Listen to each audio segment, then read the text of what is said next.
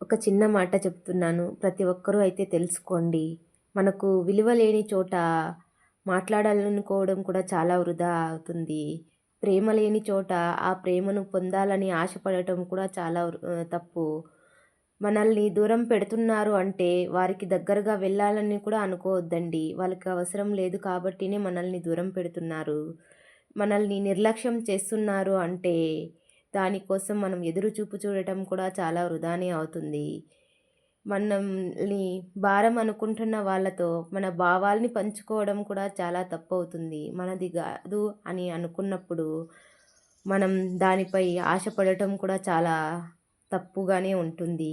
ఇదైతే మన జీవిత సత్యం. మనల్ని వద్దు అనుకున్న వాళ్ళ కోసం మనం ఎప్పుడూ వేచి ఉండకూడదు.